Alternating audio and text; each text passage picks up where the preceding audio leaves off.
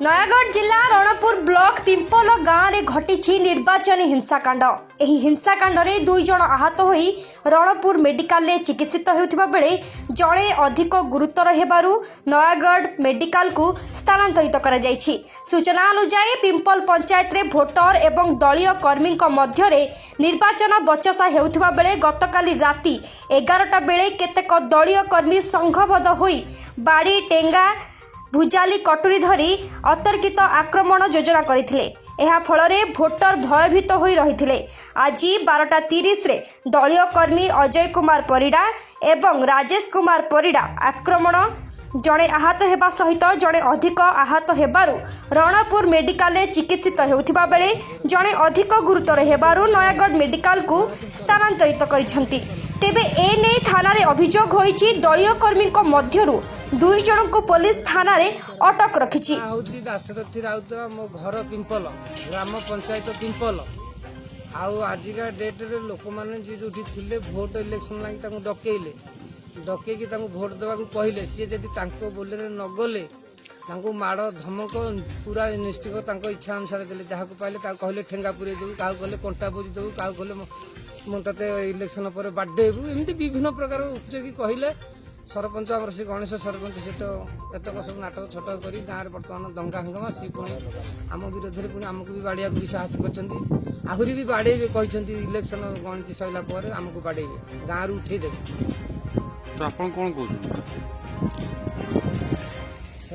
प्रति किसी दृढ़ कार्य जदि नक आम मैंने केमती रही निश्चित भाव विचार कर।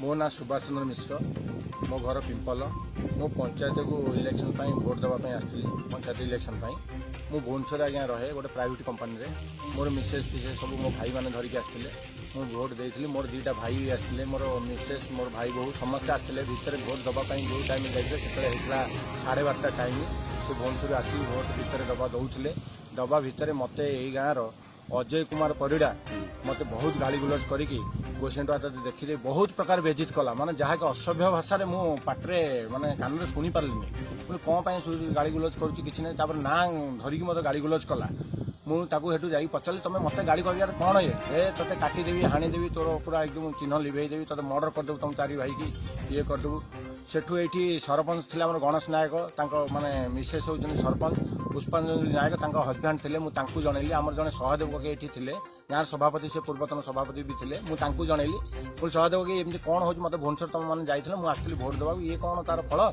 मुझे कौन अन्याय कली मत कौन अटाक कर हठात आसिक अजय कुमार परिडा मो तंटी की चिपिला मुझे पचारि तुम कहीं मत बेजित कर कौन कारण कौन मत कारण माने बेजित कर कौन मुझे तुम कौन क्षति कली अजय कुमार परिडा मत कहले तुम्हें आम भोट फोट दौन तुम आम गोष्ठी ना मुझे तुम गोष्ठी में अच्छी ना तुम आम गोष्ठी जब अच्छ आम जहाँ कहूँ तुम आम कथा मुझे कहला मु गोटे नागरिक मो इच्छा भोट देवी तुम कथार कौन भोट देवी मुझे भुवनेश्वर आसी मोर तो किसी पर्सनाल काम ना कि ना मुझे जन नागरिक मो हिसाब से भोट देवी तुम मो बाध्यताबद्धक कहीं कर हठात मो तंटी की चिपिला समस्त उपस्थित थे मो भाई मैंने आसिक छड़िया छड़ी कला मो भाई की धनेश्वर परिडा गोटे ठेंगार आणिकी मुंड को शक्त पहाड़ देला मो भाईर भी 6 गंठी स्टिच पड़ी रणपुर नेलु इंजेक्शन सेंसलेस होगा नयागढ़ रेफर कराई सी बर्तमान बेड आडमिशन होती अच्छी बर्तमान मुझे पुलिस स्टेशन जाए गोटे एफआईआर देती आईटा कार्य अनुष्ठान केमी मुझे न्याय पाइबी मुझे चाहूँगी आउ कि ना ना विजय कुमार बेहरा घर पिंपल पंचायत पिंपल गाँव 3 दिन है खाली कली झमला आमको देखा शिखा है मारधर कर विचार कर सुधाबका भी कर सी आसते भोट दवा फैमिली छाड़ी सी आसुले आमको ये आसा आम भी बस तेणु आमको से कहते भोट देवाक से नदबार धनेश्वर परिडा बाड़ी मुझे जगन्नाथ सेनापति घर पिंपल मुई बहुत बुद्धि भितर थी मुझे झमेला सारा जोटा है सृष्टि चले जो है भितर धरी मुझे झमेला पिटा पिटी तार गाड़ी पूर्व देखी ये कहाँ धनेश्वर परिडा बाड़ेगा कौन कहीं मुझे भितर कौन नीलकंठ बेहरा घर पिंपल पिंपल पंचायत स्वामी सभा कैंडिडेट होती ଏବେ 2-4 दिन ହେଲା ଅପୋଜିଟ୍ ପାର୍ଟିର ଗୋଷ୍ଠୀ ଏତେ ଅଧିକ ଯେ ପ୍ରାୟ ଭୟରେ ଆମକୁ ରଖିଛନ୍ତି, ରାତିରେ ଶୋଇ ଦେଇନାହାନ୍ତି ଏବଂ ଏକଥା ବି କହୁଛନ୍ତି ଆମେ ଜିତିଲେ ପିଟିବୁ, ହାରିଲେ ମଧ୍ୟ ପିଟିବୁ। ଯେହେତୁ ଆମ ପାଖରେ ଲୋକ ସମ୍ବଳ କମ୍, ଆମେ ନିଜକୁ ଭୟ କରି ରଖିଛୁ। ଯାହା ହଉ ଆଜି ସକାଳୁ ସକାଳୁ ପ୍ରାୟ ସୁରୁଖୁରୁରେ ପ୍ରାୟ ଚାଲିଥିଲା। 12:30 ବେଳକୁ ସେ ଯେଉଁ ଗାନ୍ଧୀ ଓ ସୁଭାଷ ସେମାନେ ଆସି ଭୋଟ ଦେବାକୁ ଆସିଥିଲେ। ଆସିଲା ପରେ ସରପଞ୍ଚଙ୍କ ସ୍ୱାମୀ ଯେହେତୁ ସେ ନେତୃତ୍ୱ ନେଉଛନ୍ତି, ତାଙ୍କ ଇସାରାରେ ଏଠି ଗୋଟେ ଗଣ୍ଡଗୋଳ ସୃଷ୍ଟି ହେଲା। ତାଙ୍କୁ ବାଧ୍ୟ କରାଗଲା ଏଠି ଭୋଟ ଦିଆଯାଉ ବୋଲି। ସେ ଅରାଜି ହେବାରୁ ତାଙ୍କୁ କିଛି ସେ ଅଜୟ ପରିଡ଼ା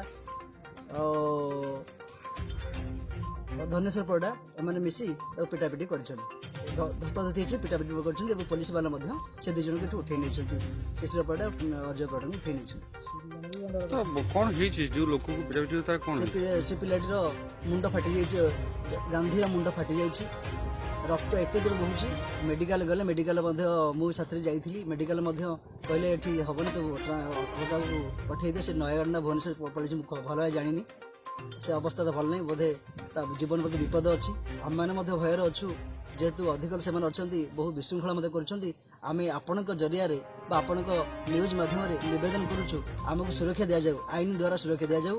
ଏହାର 2-3 ଦିନ ପୂର୍ବରୁ ମଧ୍ୟ ମୋ ଘରଠାରେ 20-30 ଲୋକ ଯାଇ ଠେଙ୍ଗା ଉଠି ଯାଇଥିଲେ। ମୁଁ ମଧ୍ୟ ଥାନାରେ ଏଫଆଇଆର ଦେଇଥିଲି, ତାର କିଛି ତଦନ୍ତ ଆଜି ମଧ୍ୟ କରାଯାଇ ନାହିଁ। ତା ଉଇଥ୍ CCTV ଫୁଟେଜ୍ ମଧ୍ୟ ଅଛି, ଭିଡ଼ିଓ ରେକର୍ଡ ମଧ୍ୟ ଅଛି। ଭିଡ଼ିଓ ରେକର୍ଡ ସହ ଦେଇଥିଲି, ତାର ମଧ୍ୟ କିଛି ପ୍ରତିକାର କରାଯାଇ ନାହିଁ। ତେଣୁ ଆମେମାନେ ନିଶ୍ଚିତ ଭୟରେ ଅଛୁ। ଆଶା କରୁଛୁ ଆପଣଙ୍କ ମାଧ୍ୟମରେ ତା ସମାଧାନ ହେଲେ ଆମେ ଟିକେ ଶାନ୍ତିରେ ରହିବୁ। ରଣପୁରରୁ ସଦାଶିବ ପାଣ୍ଡିଙ୍କ ରିପୋର୍ଟ, ଉତ୍କଳ ଖବର.in।